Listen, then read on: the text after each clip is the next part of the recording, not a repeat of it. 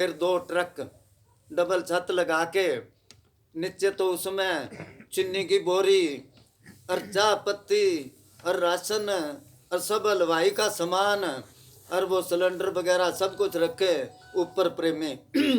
तो चाय पत्ती सूखा दूध कहने लगे बस होना तो पानी लवांगे, गरीब आदमी है। और तंबू टेंट चानने सब कुछ। और जिस गांव में जाए एक तरफ टेंट लगा दे और हलवाई बिठा दे और वो लंगर बनाओ भाई, देसी घी की बूंदी और सत्संग करे और फिर वो बांट दे। वो भागड़े क्या उग्रवादी आए है क्या, वो सरदारा ने उग्रवादी कहना, उग्रवादी आए पर आदमी बहुत अच्छे है, उनको ये नहीं पता उग्रवादी का मतलब क्या है। फिर वो फिर हर साल जाया करते सर्दियों में, बहुत गाड़ियां जाया करती, कदे मूवी देखना उसमें काफले का काफला ही जाता है। तो वो इधर आने लग गए। अब समझ तो पता नहीं उनको आती थी कि नहीं आती थी। तो वो सतगुरु आए बंजारा इस तरह के बागड़ी शब्द फिर बाबा जी बुलाने लग गए। तो उनमें एक है वो अब भी प्रेमी, ज़्यादा चुटा ले जाता है वो आया करे। तो वो आया, मैनेजर साहब जी कहने लगे तेरे घर आवांगे, तेरे उते सत्संग रखांगे। वो मन में सोचे सत्संग रखे खर्चा कौन करेगा। अब उधर से जाना अगले गांव में, तो उस गांव में रुके। अब जी तो करे भी गुरु का दर्शन कर लिया। और उसने क्या कहते मैं चला गया तो कहते मेरे घर ना आ जाए, तो खर्चा मेरे पास पैसे तो है नहीं। अब वो एक पेड़ के ओट में खड़ा होके मैनेजर साहब जी देखे भी पब्लिक खड़ी है, और वो भंवरा, भंवरलाल नाम था, भंवरा क्या करते उसको। अब इधर उधर देखे और वो ओट में होके दर्शन करे। तो मैनेजर साहब जी अगले गांव चले गए। अब जी करे भी मैं जाऊं सत्संग में, और डरे अगर मैं चला गया तो कहते मेरे को ये ना कह दे चाल तेरे सत्संग करा। तो वो भी अपने आप ने रोक नहीं सका। फिर उसने थोड़ा भेष बदल के कपड़ा बांध के और जाके सत्संग में बैठ गया पीछे पीछे। मैनेजर साहब जी जब सत्संग करते एक एक आदमी को गौर से देखते, नजर से देखते देखते वो बैठे। मैनेजर साहब ने एक आदमी को बुलाया कि इधर आ। वो देख के आप बमरा तो नहीं है वो जाके उसके मुंह की तरफ देख के हाँ जी वही है, कि बुलाओ उसको इधर। कि तू किथे सी, तेरे जाना सी, कल 10 बजे आवांगे तेरे। अरे वो क्या जिस बात से डरा वही बात बन गई। वो बेचारा आस्ते आस्ते चाल पड़ा। कहने लगे इधर आ। आया कि कोई खर्च नहीं करना है, बस बिछाई बिछाई कर लेना तू, और सब कुछ है हमारे, स्पीकर भी साथ। वो चला गया, उसको खुशी होगी, खर्च तो होना ही नहीं कोई। वो बोरे ऊंट पर वो बोरा रखे हैं, आजकल तो नई रिवाज है। वो बोरे इकट्ठे कर लिए, पलियां इकट्ठी करके गांव में कहने लगा भी संत तो आपने बहुत देखे हैं, संत आएंगे यहाँ सत्संग होएगा और तुम सुनियो। वो सारे के संगत आएगी, संत आएंगे, वो क्या भंवरा गांव की बदनामी कराएगा, इतनी पब्लिक ने कौन संभालेगा, जाके कैंसिल करवाया तू। वो कहने लगा नहीं कोई इंतजाम ना करना, बस सुनना। तो मैनेजर साहब जी जब गए, वो 18 सेर वाले पिप्पे बूंदी के भरे हुए और साथ ले गए और सत्संग करा खूब। 2-3 घंटे सत्संग करा। फिर के बांटो प्रसाद, प्रसाद बांटन लगे के खुले हाथ नाल दे सबनों, देसी घी की बूंदी। वो बूंदी खाया, अरे भंवरा ऐसा गुरु कहाँ से ढूंढ के ले आया रे तू, कमाल कर दिया। सत्संग तो देखे नहीं, मित्र संबंधी सारे मैनू पुछदे ने आके ऐसा सतगुरु किथों लभ्या है, दीदार बड़ा सोना है। तो संतों की तालीम जो होती है उनकी अलग ही है दुनिया से। वो कोई पैसे का लालच नहीं होता, कोई अपने आप को दिखावा नहीं करते। मगर दुनिया तो वो वहाँ पर गए नजर साहब जी, वो एक बीबी बिश्नोइया के, वो दूध ले आई, ला के कह लो दूध पी लो। नजर साहब जी कह नहीं संत दूध नहीं। तो कहते के संत हो, मारे तो संत आवे 5-5 शेर दूध पीजे अल्लाह वो दूध पीने वाला ने। तो जब जाते तो एक वो बिठंडे का वो डॉक्टर का लड़का, शम्मी नाम था, पुराणों ने तो देखा होगा, बहुत मोटा था वो, इतना सिर पर वो जूड़ा तो उस पर रुमाल ही बांध के रखता, पगड़ी नहीं बांधता। उसकी ड्यूटी थी वो फोटो और किताबें बेचने की। उधर सत्संग हो रहा है, इधर खाट बिछा के चादर उस पर सामान रख लेता। अब जब बागड़ी आए देखे, वो कहने लगे संत तो आगे सागे एक ही है कि बाकी तो सिखड़ी है सारे। उसको संत समझे, वो मोटा ज्यादा पड़ रहा है ना, कि संत तो आगे सागे एक ही है, बाकी तो सिखड़ी है के सागे। तो दुनिया की आंख नहीं देखने वाली, जिसके आंख है वो उसको पता है भी संतपना चीज क्या है। हाँ जी। बड़ा सत्संग का दरिया नहा लो जिसका जी चाहे, ना ऐसा दूसरा तीर्थ जगत में है नहीं कोई, गया हरिद्वार जाके आजमा लो जिसका जी चाहे। हजारों रत्न बेकीमती भरे आला से आला है, वो कहता है मोती है रत्न, वो हीरे मोती कहते हैं उसको, भरे आला से आला है। हजारों रत्न बेकीमती भरे आला से आला है, जरा इसमें लगा गोता उठा लो जिसका जी चाहे। अंतर संतों का एक एक, संतों के हर वचन में राज होता है, कोई समझता नहीं। पूज्य मैनेजर साहब जी जब सत्संग करते थे, सत्संग के बाद हर एक आदमी कहता था आज तो मेरे सवालों का जवाब दिया है, आज मेरे पर सत्संग करे है। उनको कई बार हम सोचते मजबूर कोई चल रहा है, बात करते करते बीच में बात और कह जाते भाई ये तो इसमें, उनको पता था कौन कौन आदमी क्या सोच रहे हैं। एक प्रेमी था वहाँ, वो कहता मैं 1.5-2 घंटे बैठता हूँ और समझ में नहीं आती, मेरा सिमरन पता नहीं क्यों नहीं बनता, ख्याल नहीं लगता। तो वो कहने लगे तू गौर से आज सत्संग सुनना। मैनेजर साहब जी जब सत्संग करते हैं वो आगे बैठ गया।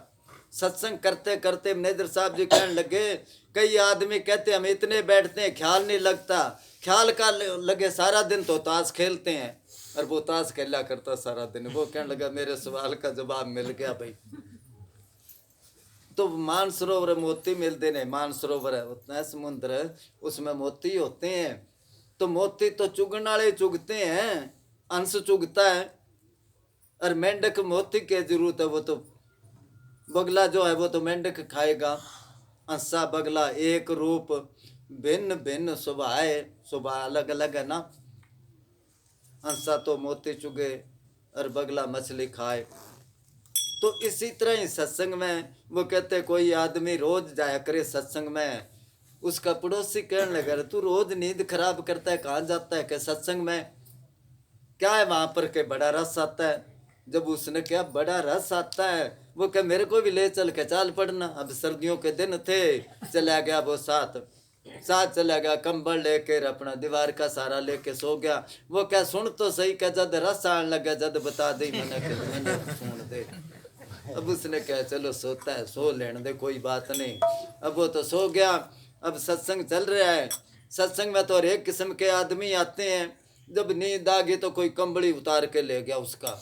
जब लगी सर्दी, देखे तो कंबल तो है नहीं, उसको लड़न लग गया किधर उल्टे पासे ले यार मेरे को, अब मैं घर किस तरह जाऊं, घरवाली थोड़ी सी सख्त थी, लड़ेगी भी, कंबल किधर गुम करे आया। अब आधी रात ने घर गया, डरते डरते ने दरवाजा खटखटाया, कौन है? कि मैं हूँ। कठे गए हो? कि सत्संग सुनने गए हो। कैसा होया सत्संग? क्या पूछा? पक्कियां उड़ गई। सुना है तो पता है क्या पक्की उड़ गई किस तरह? के बाजाले बाजा की पक्की उड़ावा, ढोलक वाला ढोलक की पक्की उड़ावा, फिर का कंबल उड़ना शुरू हो गया। क्योंकि खड़ा जो छुड़ाना है तो मोती तो है, मोती उसको कैसे मिलेंगे? जो गौर से सुनेगा उसको मिलेंगे। हजारों रत्न बेकीमती भरे आला से आला है, जरा इसमें लगा गोता उठा लो जिसका जी चाहे। नहीं इसमें जरा ताजुब जो फल संतों ने फरमाया, कागा से हंस अपने को बना लो जिसका जी चाहे। सहजो भाई एक संत ही है, उसने लिखा है पहले ये मन काग था करता जीवन घात, अब तो मन हंसा बयार मोती चुग चुग खात। संतों की शरण में जाने से, जिस तरह उस दिन एक मेरे पास वो मैसेज आया चंडीगढ़, वो क्या नाम है डीसी का रीडर था, रिटायर हो गया, चंडीगढ़ रहने लगा, उसने भेजा मेरे पास। तो भेजा वही बात है ना, जब तक संतों से ना सुना अपने को मतलब का ही पता नहीं चलता। तो आजकल ये मैसेज भेजते हैं ना, ऊपर लिख देते हैं मैनेजर साहब जी का खास वचन। अब ऊपर लिख रखा मैनेजर साहब जी का खास वचन, क्या लिखा कि पारस जो होता है ना उसमें यह पावर होती है, लोहे को सोना बना देता है। पर जब पारस के ऊपर जंगाल लगी हुई है तो कैसे बनाएगा? ये मैनेजर साहब जी का खास वचन है। मैं भी उसको फोन करा, अरे मैनेजर साहब जी का नाम क्यों लिखा? जो ही पढ़ेगा वो कहेगा मैनेजर साहब जी को इतना ही नहीं था पता। अरे जंगाल तो लगती है लोहे को, तू तो पारस को ही जंगाल लगा दी। पलटू साहब ने लिखा, पलटू पारस क्या करे जो लोहा खोटा होए। अब उसको पहले तो बात को विचारो भी, इसका मतलब क्या है, फिर आगे कहो किसी को जी मेरे पास तो पंजाब से किसी ने मैसेज भेजा है और मैं आपके पास भेज दिया। तो पारस को कभी जंगाल नहीं लगते। सोना 100 साल धरती में पड़ा रहे, उसको जंगाल नहीं लगेगी। तो पलटू साहब कहते हैं भी सोना का ही ना लगे, लोहा गुण नहीं खाए। लोहा है उसको दिमक नहीं लगती। बुरा भला जो गुरु भगत कबू नरक नहीं जाए। सोना 100 साल मिट्टी में पड़ा रहे, उसको जंगाल नहीं लगेगी। लोहा जाए 100 साल पड़ा रहे, उसको दिमक नहीं लगती, वैसे बेशक गल जाए। इसी तरह जिसको पूरा संत मिल गया, नरकों में नहीं जान देता वो। अगर नरकों में चला गया तो कहेंगे फलाने संत का जीव नरक में चला गया। नहीं, जिस तरह किसी का बेटा कितनी गलती करे, वो बाप उसको पुलिस में पकड़ाएगा के आप पिटाई कर लेगा, आप मार लेगा उसको। अगर फिर भी समझे भी नहीं समझता तो पुलिस में पकड़ा के उनको कहेगा ज्यादा ना मारना, इसको बस डराना ही है। फिर भी तरस होता ना बाप के। तो किसी शायर ने लिखा, खुदा के वास्ते आदम को दर से जुदा ना कर, कहेगी खलकत के अपना बनाकर छोड़ दिया। किसी सेठ शाहूकार का लड़का अगर गली में मांगता फिरे या वैसे फिरे तो सेठ सोचता क्या कहेंगे, फलाने का बेटा धक्के खाता फिरता है। तो इसी तरह ही वो कहते हैं भाई पलटू पारस क्या करे जो लोहा खोटा होए। अब उसने तो पारस कई जंगाल लगा दी। फिर वो कहने लगा जी हाँ जी, वो सोच के फिर दोबारा उसका फोन आया कि जी बात तो आपके ठीक है, पारस को नहीं जंगाल लगती। तो इसी तरह संतों का वचन जो बदलते बदलते बदलते बदलते कुछ का कुछ बना देते हैं। हाँ जी। जो सुख पायो राम भजन में, वो सुख नाही अमीरी में। मन लाग्यो मेरो यार, मन लाग्यो मेरो यार फकीरी में। जो सुख पायो राम भजन में, जो सुख पायो राम भजन में, वो सुख नाही मन लागो मेरो यार फकीरी में। मेरो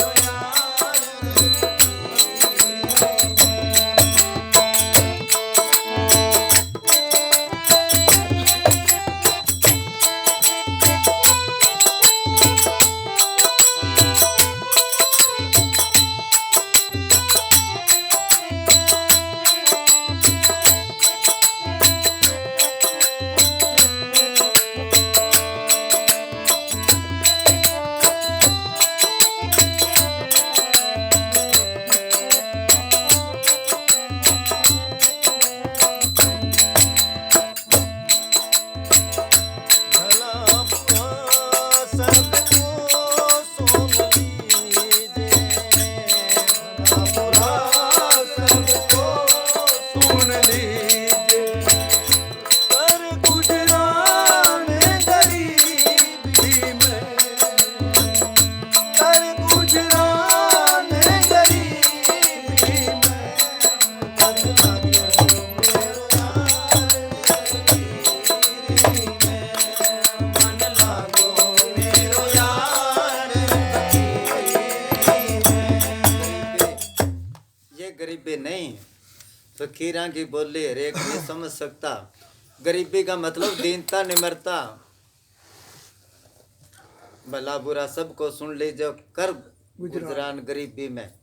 गरीबी दीनता निमरता, संतों के अंदर सच्ची दीनता निमरता होती है, या फिर जो संतों की तालीम पर चलता है। अब वो रिटायर हो गया, एक प्रेमी था ये टेलीफोन महकमे में, तो वो बिल जिस तरह बिजली का भरते इसी तरह उसका भरना पड़ता है। एक सेठ कारखाना, और उसने कई साल बिल नहीं भरा, तो वो उसको भेजे चपरासी को या कर्मचारी जाए, वो क्या कोई बात नहीं भर देंगे, क्यों किसी मंत्री के साथ उसकी दोस्ती थी। जब देखा कानून है कोई इतनी देर ना भरे तो कनेक्शन काट देते हैं उसका। फिर वो अफसर गया, अब मैनेजर साहब जी से नाम लिया हुआ, वो जाके कह सेठ जी बिल भर दो। वो कहने लगा तू काम कर अपना, मेरे पास टाइम नहीं है। वो चला गया, फिर गया कि सेठ जी बिल भर दो, नहीं तो फिर केस बन जाएगा, नहीं कनेक्शन काट देंगे। उसने फिर जूत खोल लिया कि तू जाता है कि नहीं। वो फिर आ गया, तीसरी बार फिर आया कि मैं केस कर दूंगा, फिर आपको कचहरी में जाना पड़ेगा। उसने कहा जा कर दे, उसने केस कर दिया। जज ने बुला लिया उसको कोर्ट में, उधर वो भी गया, अफसर भी गया, जाके कहने लगा भी तेरे को 6 महीने की सजा। उस सेठ को कहा, क्योंकि सारा रिकॉर्ड रख दिया। अब वो अफसर कहता नहीं जी इसको एक मौका दो। वो कहने लगा ठीक है, मौका दिया। अब वो सेठ आ गया, बाहर खड़ा हो गया। जब वो अफसर आया, वो कहने लगा तेरे अंदर इतनी पावर है और तू मेरे आगे हाथ क्यों जोड़ता था। वो कहने लगा हम जगमाल वाले जाते संतों के पास, हमारे को तालीम में ये है भी दीनता निमरता रखो। फिर उसने क्या किस्तों पर भर देगा जी, कोई बात नहीं, कहा चलो ठीक है। तो जिसकी चलती है ना चलाए वो है गरीबी या वो है दीनता। तो दीनता तो बड़े आदमियों को शोभा देती है, गरीब मजदूर तो वैसे ही दीन होता है। तो असली दीनता निमरता संतों के अंदर होती है, उनका मन नीचा होता है। उन्होंने क्या कर गुजरान गरीबी में, गरीबी में क्या दीनता निमरता। जितने भी संत फकीर है दीनता ही तो रखी। गुरु गोविंद सिंह जी के 4 बेटे थे, मुसलमानों ने चारों को ही मार दिया। गुरु तेग बहादुर जो उनका बाप था, दिल्ली में चांदनी चौक में उनका गर्दन काट दी। उनके अंदर पावर थी मगर कुछ भी नहीं किया। जो 5वें गुरु थे उनको तवियों पर बिठा के नीचे आग जलाई, बड़े सारे देगचे में डाल के पानी में उबाला उनको, मगर दीनता रखी उन्होंने। उनके अंदर पावर थी। कितनी पावर, पलटू साहब ने लिखा राम के घर के बीच काम सब संत ही करते, देवता 33 कोट संत से सभी डरते। इतनी पावर उनके अंदर होती है, मगर बाहर से दीनता निमरता। कर गुजरान गरीबी में, भला बुरा सबको मन लागो। जिनका मन फकीरी में लग गया, जिस तरह कोई छोटा या कोई शराबी किसी को कुछ कह दे, सियाना आदमी कहता भोंगता फिरता है, कोई बात नहीं अपना के बिगड़ा। या कोई टाबर छोटा किसी को बड़े आदमी को कह दे, वो एक थप्पड़ मारे तो जान काट दे, मगर वो कहता है कोई बात नहीं बोला है। इसी तरह संत फकीर कहते हैं, जब कहते उसको सूली पर चढ़ाया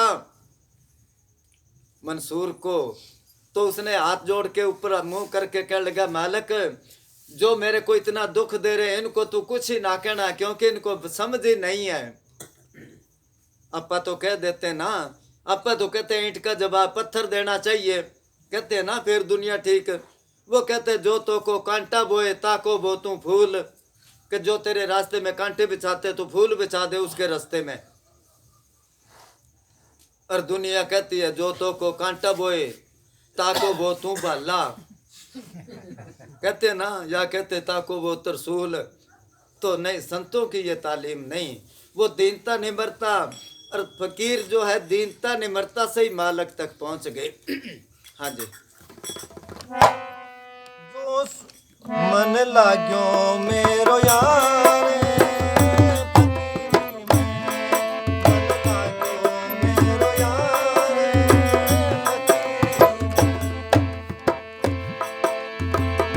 हाथ में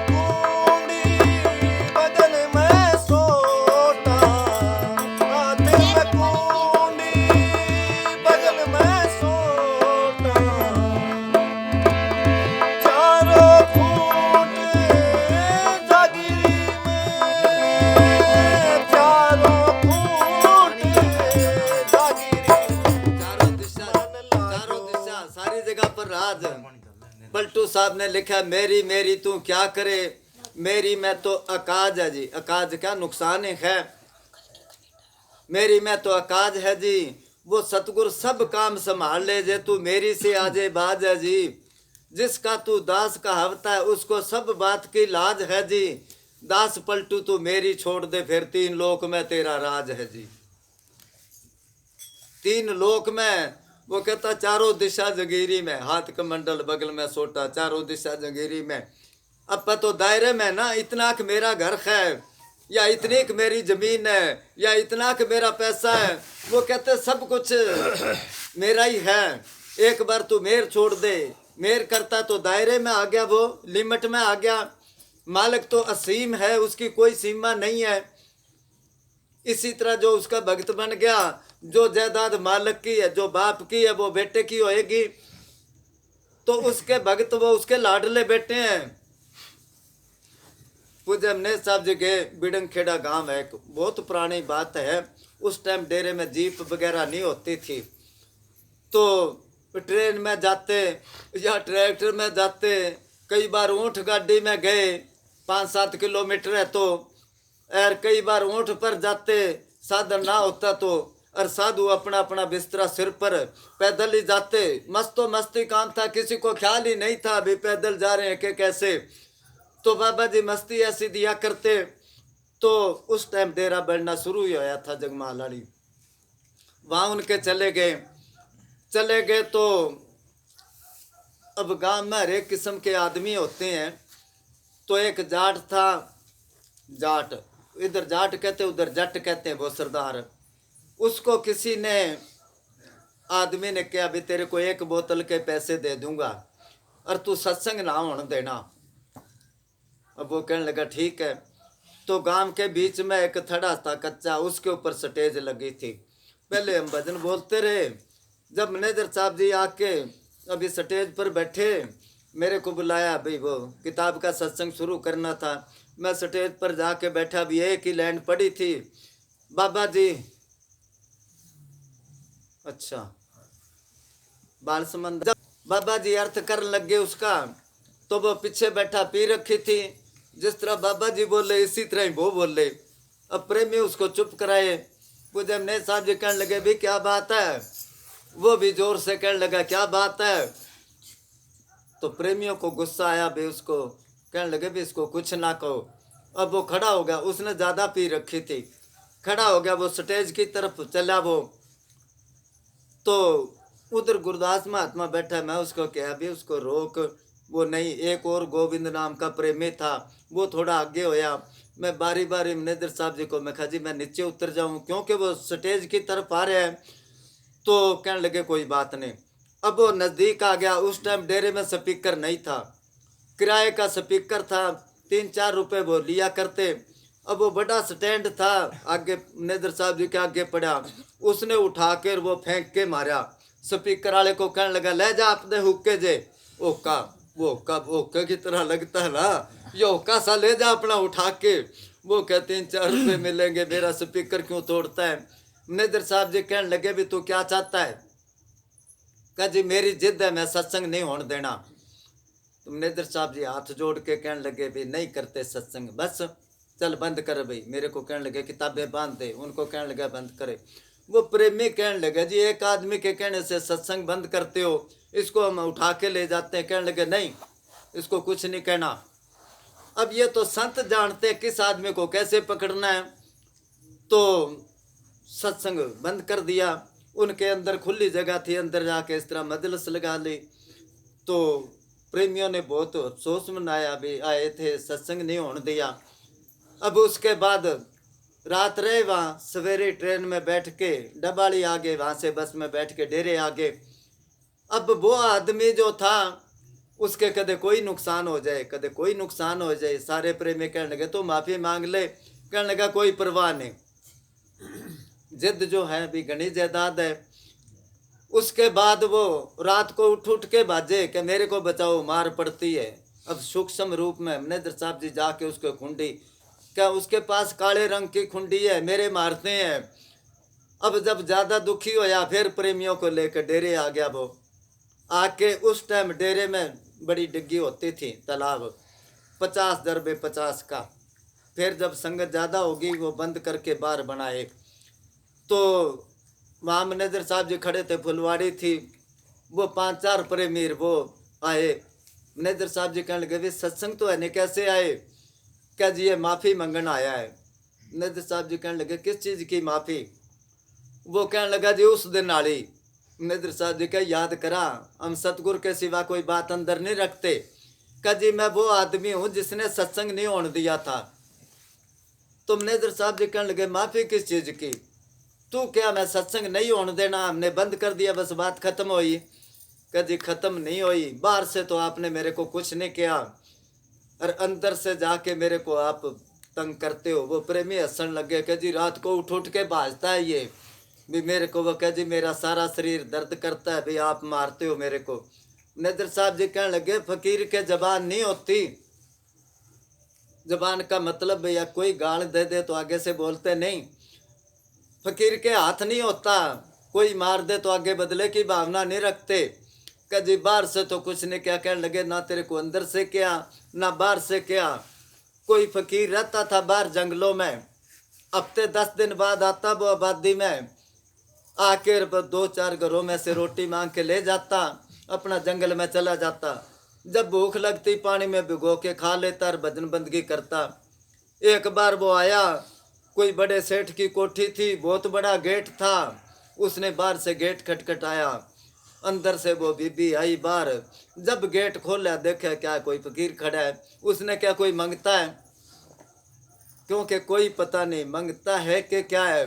किसी ने लिखा है, फक्कर नू दूरों सलाम करिए, भावें हालों ओ बेहाल होवे। फक्कर 14वीं सदी तक पहुँच जाता, जे पूरे संत दा बाल होवे। बाल कहते बच्चे को। फक्कर जो कहे सो हो जाता, ओदा बचन कमाल होवे। ठोकर मारना पाटी गोदड़ी नू, शायद गोदड़ी दे विच लाल होवे। पाटी गोदड़ी देख के उसको ना गेर हो सकता, उसमें कीमती हीरा है। तो फकीर को वो गाली देने लगी, जोर से बोली, सेठ ऊपर चौबारे में था, क्या बात है कि एक मांगता है जाता ने जिद करके खड़ा है। वो कहने लगा, कोई रात की बची रोटी मेरे को दे दे। सेठ को गुस्सा आया कि नहीं जाता, मैं आता हूँ। वो आया, डंडा लेके मारे उसके 2 डंडे और धक्के मार के निकाल दिया उसको। उन्होंने बोला ना, कर गुजरान गरीबी में। वो चुप करके कहने लगा, कोई बात नहीं, दूसरा घर सही। अब वो थोड़ी सी दूर गया, सेठ पैड़ियों पर चढ़ने लगा, लेंटर टूट कर नीचे आ गया वो, और हो गया राम नाम सत। वो बीबी समझ गई भी वो फकीर शराब दे गया। वो गई बाज के, फकीर को पकड़ के उसके पैर पकड़ लिए, कहने लगे, जी चलो मेरे से गलती होगी, उस गलती की इतनी बड़ी सजा तो ना दो, मेरा तो घर ही उजाड़ दिया आपने, मेरा पति मार दिया। वो फकीर कहने लगा, बीबी तेरा पति आया 2 डंडे लगा गया और मेरा पिता आया तो झगड़ा ही मुका गया। भी तू तो अपने पति को कह के मेरे मार डलवा दी, मगर जो सलूक तेरे पति ने किया है मेरे साथ, वो मेरे पिता परमात्मा से बर्दाश्त नहीं होया। अगर किसी के बच्चे के कोई थप्पड़ मार दे ना, तो उसके माँ बाप के दिल पर कितनी जाती है कि गोली मार दूं इसके। इसी तरह वैसे तो सारे ही उसके बच्चे हैं, पर जो उसकी भक्ति करते हैं वो उसके लाडले बेटे हैं। तो जो जायदाद बाप की है वो ही बेटे की होएगी। जब मालिक का सारी दुनिया ही मालिक की है, तो उस मालिक के भक्तों की है। वो कहता, चारों दिशा जगीरी में, हाथ कमंडल बगल में सोटा, भी चाहे देखने में कुछ नहीं लगता, मगर सारी दुनिया पर उनका राज है। हाँ जी।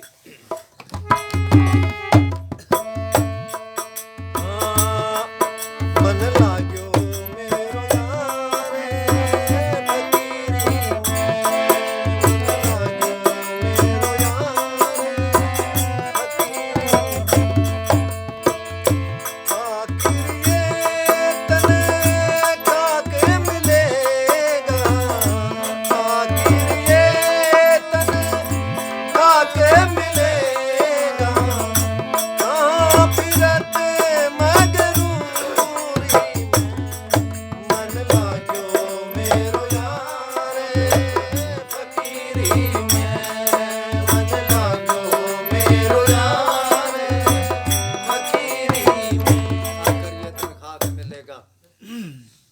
को अपनी खूबसूरती की अहंकार है, किसी को अपने ओहदे का मैं फलाना अफसर हूँ मेरी चलती है वो अहंकार है, किसी को अपनी जुबानी का है, किसी को पैसे का है। वो कहते सारे अहंकार टूट जाएंगे, आखिर ये तन खाक माटी में मिल जाएगा। ये बड़े बड़े होके चले गए। यूसुफ इतिहास में आता है, आज तक दुनिया में यूसुफ जैसा कोई खूबसूरत नहीं होया। मुसलमान था वो, तो कहते कई भाई थे, बाकी सारे बदसूरत थे। उन भाइयों ने उसको कुएं में घेर दिया, भी जब तक ये है तो हमारे को तो कोई नहीं पूछेगा। अब को सौदागर जा रहे थे, उस टाइम पर गुलाम प्रथा थी। उस टाइम क्या करते, आदमी जो गरीब बाजार में ले जाते, जैसे डंगर मेला लगता, जैसे पशु बिकते हैं, इसी तरह बोली लगती। जो ज़्यादा तकड़ा है उसको खरीद के ले जाते, सारी उम्र उसको रखते। और कई खानदानी गुलाम होते थे, वो गुलाम है उसका बेटा, वो भी आगे गुलाम रहेगा, बस रोटी दे दी, कपड़ा दे दिया तो दे दिया, नहीं तो ना सही।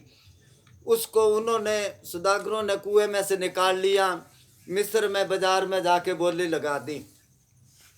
पहले शब्द बोला करते हैं, पंजाबी शब्द है, यूसुफ आख्या मेरे वर्गी शक्ल किसे दी चंगी ना, मुल अटियां दे बिकदा फिरया ते मौत थे आई मंगी ना। अट्टी कहते हैं सूत की अट्टी, वो गोला होता ना चरखे पर कात्या करते हैं, वो कुकड़ी कहते हैं, ये कुकड़ी कह देते हैं, अट्टी कहते हैं पंजाबी लोग। तो मिस्र में जब बिकाऊ होया, बहुत खरीदार आए। एक बुढ़ी थी, उसके कोई औलाद नहीं थी। उसने क्या, गुलाम खरीद लेती हूँ, मेरी बुढ़ापे में सेवा करेगा वो। अब पैसे तो थे नहीं, सूत काट काट के इकट्ठा करा था, पांड बांध के ले गया वो, उसने रख दी। किसी ने पूछा माता यूसुफ को खरीदने के लिए तेरे पास क्या है? उसने कहा पैसे तो है नहीं, ये पांड सूत के काते कताई दे दूंगी, उसको बोली लगेगी जब। तो वो कहते किस मगरूरी में फिरता है, इतना खूबसूरत था, कीमत उसकी सूत पड़ी। इसी तरह माटी में माटी मिल जाएगी, कहाँ फिर तो मगरूर, आखिर ये तन खाक मिलेगा, सबका मिल जाएगा, चाहे राजा है चाहे रंग है चाहे कोई है। उस जगह कोई नहीं पूछता, जात पात ना पूछे कोई, हर को भजे सो हर का होए। वहाँ कोई नहीं पूछता तेरी जात क्या है, कोई नहीं पूछता तेरी कितनी जमीन है, कोई नहीं पूछता तेरा कितना बैंक बैलेंस है। ये चीजें नहीं, अगे अमलाते होने ने नवेड़े, जात किसे पूछनी नहीं। सतगुरु के दरबार में केवल भक्त प्यार, भक्ति प्यारी है उसको, केवल भक्त प्यार, साहेब भक्ति में राजी, तजा सकल पकवान खाया, दासी सुत भाजी। दासी सुत कौन? बिदर भगत। कृष्ण भगवान जब गए ना, पकवान सब छोड़े दुर्योधन के, और उसके घर क्योंकि भगत था, उसको प्रेम था, किया युधिष्ठिर यज्ञ बटोरा सकल समाजा। युधिष्ठिर जब लड़ाई खत्म होगी, कृष्ण भगवान ने क्या, नरकों में जाओगे, यज्ञ करो, साधु संतों को लंगर खुआओ, पब्लिक को खुआओ।